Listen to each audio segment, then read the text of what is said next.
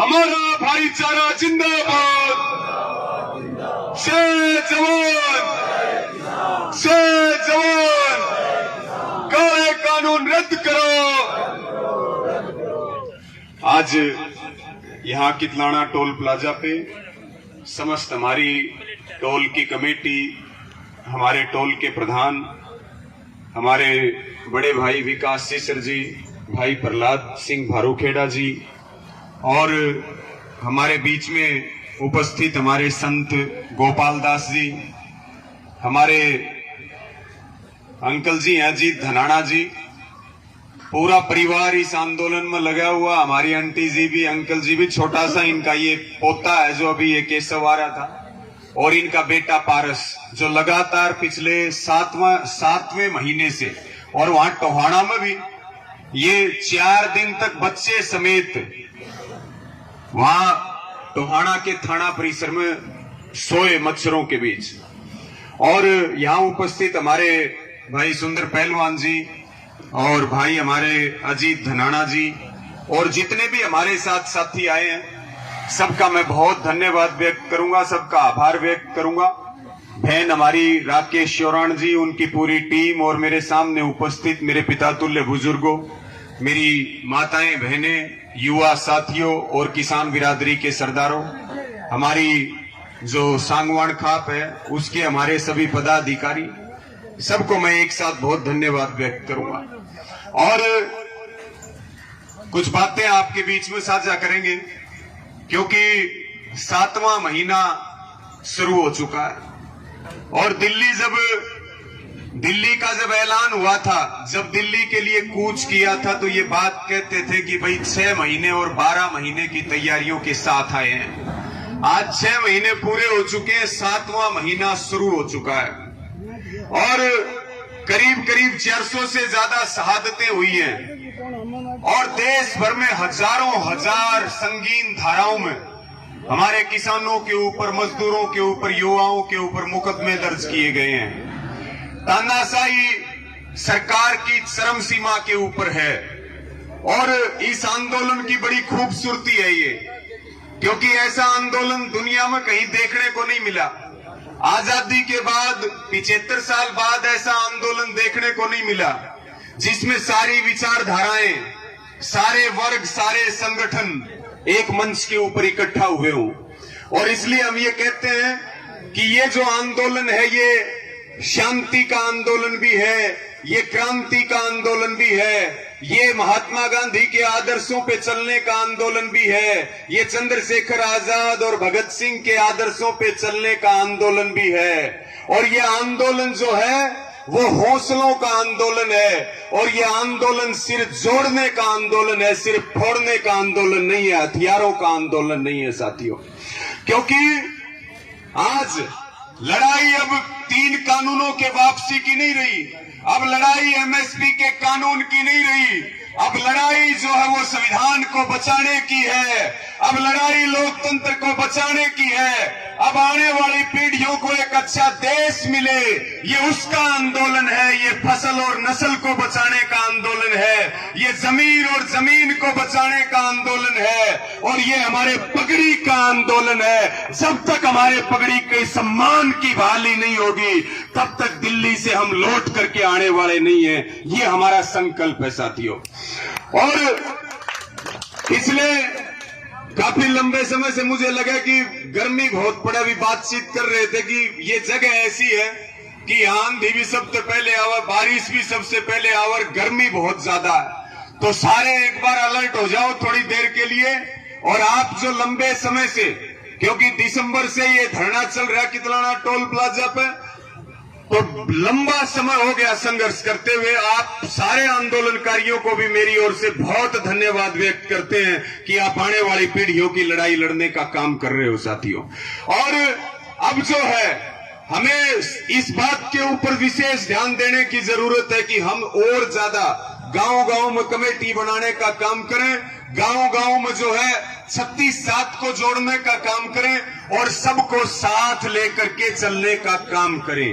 क्योंकि साथियों, ये आंदोलन जो है वो किसी संगठन का आंदोलन नहीं है, ये आंदोलन एक झंडे का आंदोलन नहीं है, और ये आंदोलन जो है किसी नेता का आंदोलन नहीं है, ये जनता का आंदोलन है। जनता इसका नेतृत्व कर रही, और जो आपने संयुक्त किसान मोर्चा बनाया है उसकी जो लाइन खींच जाती है उसको पूरा करने के लिए हम सारे सर धड़ की बाजी लगा देते हैं। यही इस आंदोलन की सबसे बड़ी ताकत है, सबसे बड़ी ताकत है इस आंदोलन की। इसलिए ये इस प्रकार के फैसले भी होने चाहिए पंचायतों के बीच में। भाई, लड़ाई संगठनों से ऊपर चली गई है, झंडों से ऊपर चली गई है, नेताओं से ऊपर चली गई है। सब मिलकर के इस आंदोलन को लड़े, उसके बाद कोई किसी का झंडा उठावे, कोई किसी के संगठन में जा, लेकिन चलते आंदोलन में ये बात हम भी आपके आगे कह रहे कि हम भी जो है वो तिरंगे के नीचे और संयुक्त किसान मोर्चा के झंडे के नीचे काम करने वाले हैं। न संगठन को बढ़ाने का मामला है, न कोई भविष्य की रणनीति बनाने का मामला है। मामला केवल और केवल इस आंदोलन को जीतने का है। इस आंदोलन को अगर जीत लिया तो आने वाली 100 साल तक कोई सरकार किसान गरीब मजदूर की तरफ आंख उठा करके नहीं देख सकेगी।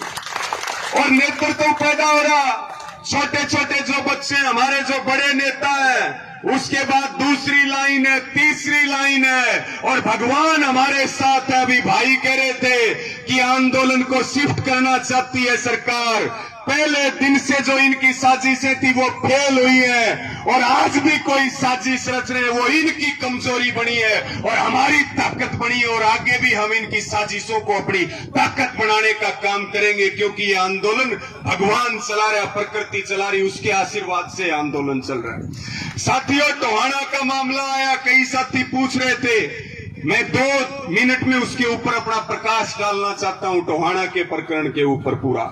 और करीब ये 1 जून को जो देवेंद्र बबली जो वहां का विधायक है, वहां गालियां दी गई, लाठियां मारी गई, 307 के पर्चे दर्ज हुए। फिर 2 तारीख को हमारी 27 लोगों की गिरफ्तारी हुई। 27 में से एक हमारी बहन को जो है वो रात को घर छोड़ा गया, और 26 जो है वो थाने में रहे, और 26 में से 3 लोगों को सुबह 5 बजे जो है नींद के अंदर ही पुलिस उठा करके लेके गई। और हमारे भाई प्रहलाद बैठे, जैसे ही इनको सूचना मिली कि भाई हमारे साथियों को पकड़ लिया, तो ये सैकड़ों की संख्या में फतेहाबाद के सदर थाने में आ गए। पूरी रात वहां डटे रहे कि जब तक जो है हमारे साथियों को रिहा नहीं किया जाएगा हम जाएंगे नहीं। पुलिस वाले हमें आगे से नहीं ले जा सकते थे, लेकिन वो नींद में और दीवार तोड़ करके जो है वो पीछे से उठा करके लेके गए और किसान की गिरेबान पर हाथ डालने का काम किया। लेकिन जो सबसे बड़ी बात है, जब हम गाड़ी के अंदर बैठे थे तो शायद एक डीएसपी या इंस्पेक्टर रैंक का अधिकारी था, और भाई पूछने लगा, क्योंकि ना कोई मेडिकल होया, ना हमारे को कोई एफआईआर दिखाई गई, ना हमने कौन सी धारा तोड़ी, कुछ पता नहीं। एक बात पूछी विकास भाई ने, बोला जी किद लेके जाओ हो? ने बोला भाई तुमने कति परेशान कर दिए, और सरकार अवाम ने सामने की टक्कर लेना चाहती है, और 20 किलोमीटर के बाद तुम्हारा एनकाउंटर कर देंगे, तुम्हें मारेंगे जिंदा, तुम जा नहीं सकते। जो पुलिस प्रशासन है वो आज कठपुतली बन चुका है। प्रशासन गुंडागर्दी कर रहा है, प्रशासन के लोग बंधक बन चुके हैं, बीजेपी के, आरएसएस के और इन जेजेपी वालों के।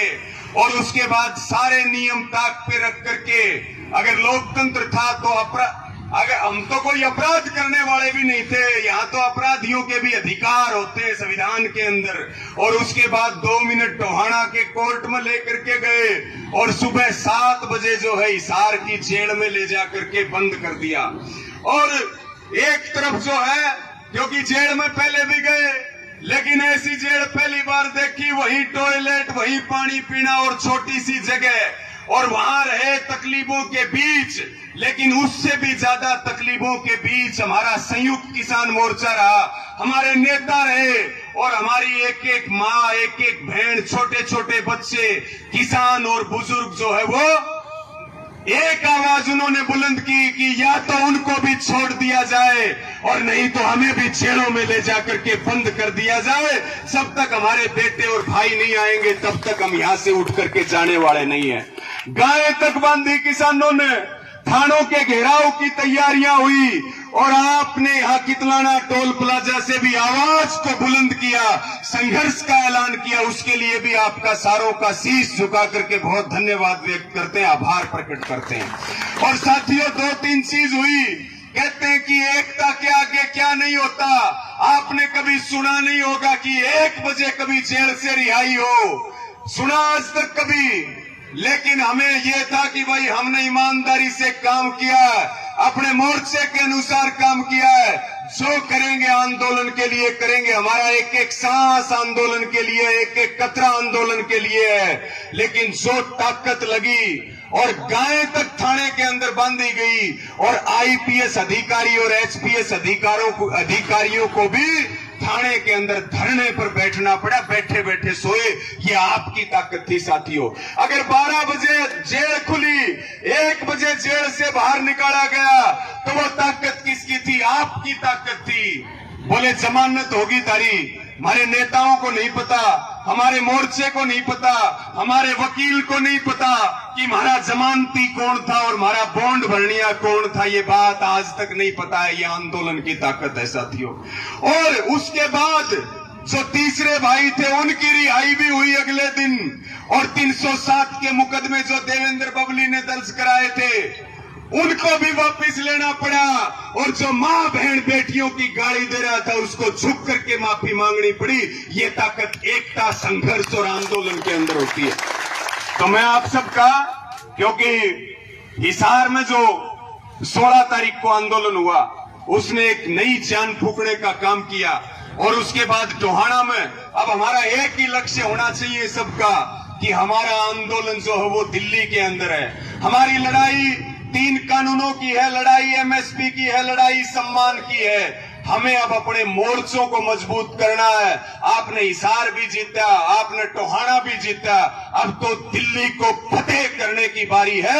जब तक दिल्ली को फतेह नहीं कर लेंगे तब तक चैन सुख से सांस नहीं लेना है साथियों। तो मेरी आपको यही अपील है।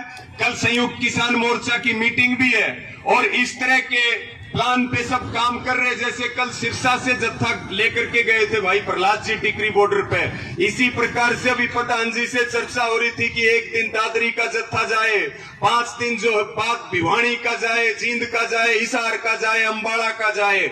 अब इसके ऊपर हमें ज्यादा ताकत लगानी है। निरंतर हम अपना राशन भेजने का काम बॉर्डर के ऊपर करें और पूरी ताकत लगा दें। निश्चित तौर पर किसान जीतने वाला है, मजदूर जीतने वाला है, देश का आम नागरिक जीतने वाला है।